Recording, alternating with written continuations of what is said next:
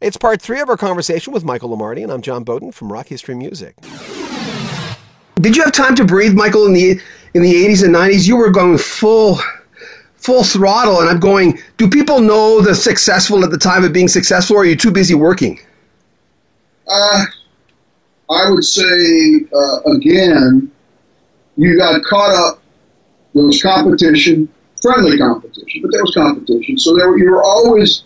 I had this conversation with someone yesterday. We were just talking about this, and that is that you spend so much of your time, I wouldn't say worried, but somehow concerned that you weren't at a certain place, that only now do you go back and go, I should have gotten more out of that as far as satisfaction and happiness. But everybody was kind of running fast, trying to say, and I remember a couple times, but I was in a room with a couple of artists, and when the one guy left, he said, I'll see you on the charts, and I'm going, that's exactly kind of, that was the idea. And there were, the thing that I was able to benefit from was when guys like Foster and Graydon and all these guys were starting to become producers, we were the first wave of musician producers. Prior to that, it was basically liaison between a record company and the artists. And they would hire arrangers, they would hire whatever they could.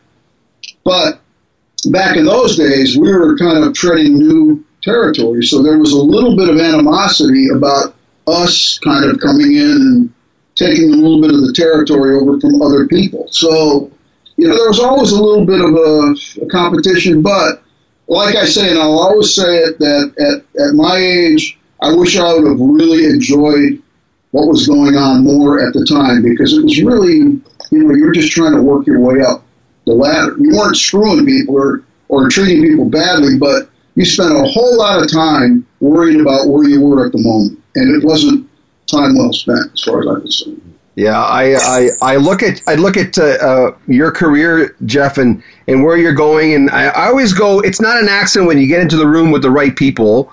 I talked to so many people, like Bill Bruford a month ago. He's going I guess I'm a good drummer kind of guy. And I started to realize a lot of these people, and you're doing the same thing, Michael, a lot of these people that get into the right room, they do the work. That's why they're in that room. They deserve to be in that room. And I think the audience forgets that sometimes, of going, oh, that's nice. You're in the room with Michael Lamarty. Well, you paid him. Hey, wait a minute. He doesn't work with anybody.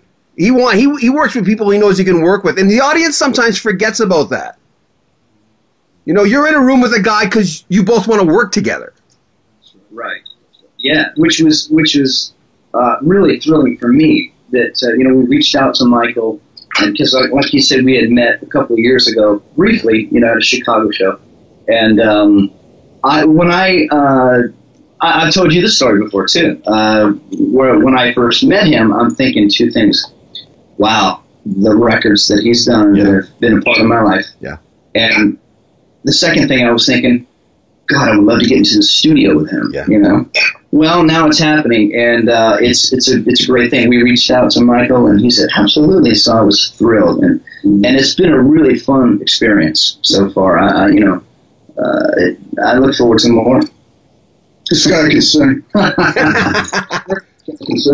That's why I spent so much time helping Jeff, because you know what? I'm in a broadcaster for 35 years, but I'm also a fan. When I first heard him sing, Michael, what you said, when I first heard him sing, and I'm going, there's that likability factor, like my wife always says, the guy's really pretty. He's a good-looking guy. But that only gets you through so many doors. The guy's got you've got amazing talent, and that's why I'm a fan of yours as well as I'm, It's a bit freakish, man. It really is. I mean, and I'm going to tell you, we did a Queen tune, and the other day, and it was high over and over again. And every time we ran it down, he was right there, man, singing the high notes. It was like. So we don't know what that tune is, right?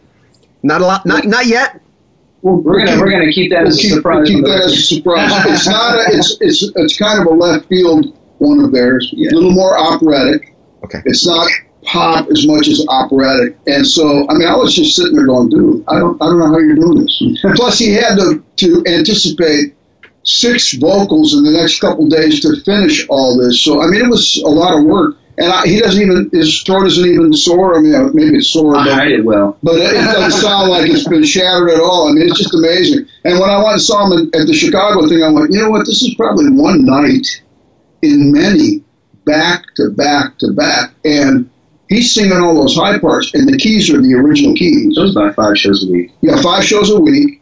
And I don't know where I was as far as a break or whatever, but I'm telling you, it was as clear as could be. And it was like, wow. Certain people are blessed with a strong facility, and he's got one. Faculty, so it's pretty cool. It's pretty cool. Well, and, thank you so much for saying that, I'm serious, man. But, we've had this discussions, too, where we'd be in the studio together, and there's a couple of songs on this record where we just did piano vocal. Magical moments for me, because there's so much expression going on. But, the thing about Michael's piano playing is brilliant because the voicings that he chooses on the piano, people don't play like that anymore, It's just really, really beautiful voicings, and it's great to sing over, And, I can't wait to share this stuff with everyone. It's good. I just wanted to, again, say how grateful I am to be able to work with Michael. We also, on a lot of tunes on this record, we were working with Rex Schnelly, who has been involved in the other songs, and he's mixing the record.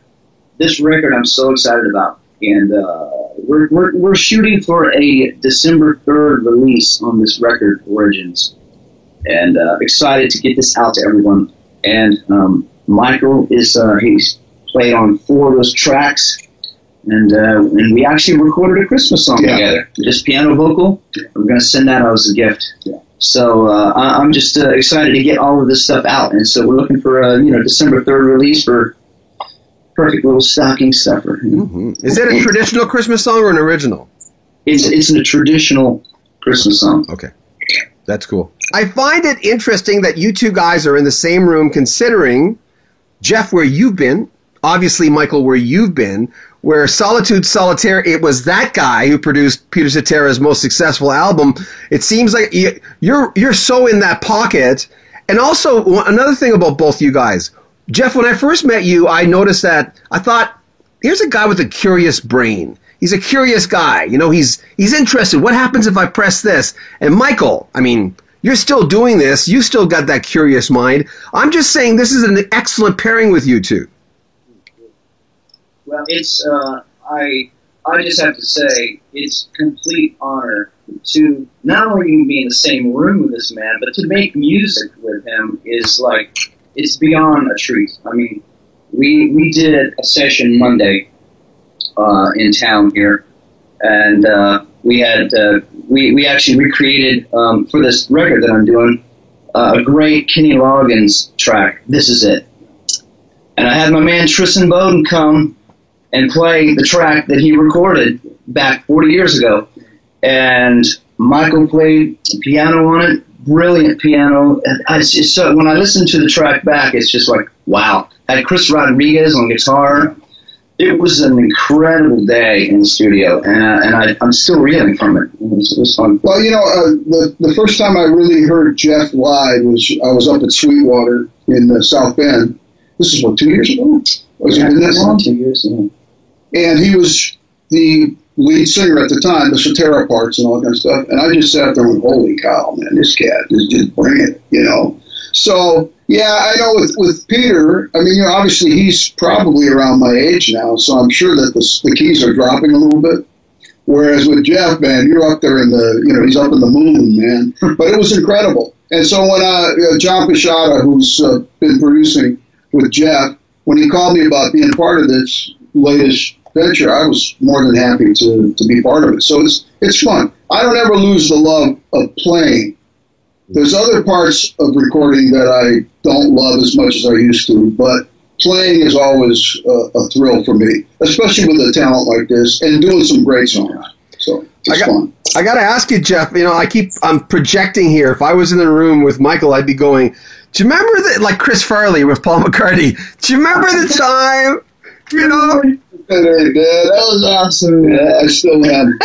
Okay, yeah. I know. I mean, we sat and he's shared some great stories in the studio, and that's that kind of stuff I love. I'd love to have been a fly on the wall back in those days, and we talk about how much fun it was in those days to record and make music that way. When you've got a bunch of people in the room playing together, there's a synergy that happens, and it's a great. We've had a great musical communication when we were recording together. So I mean, it's really truly natural. Make sure you comment on our video, subscribe to our channel, and share our videos. I'm John Bowden from Rock History Music.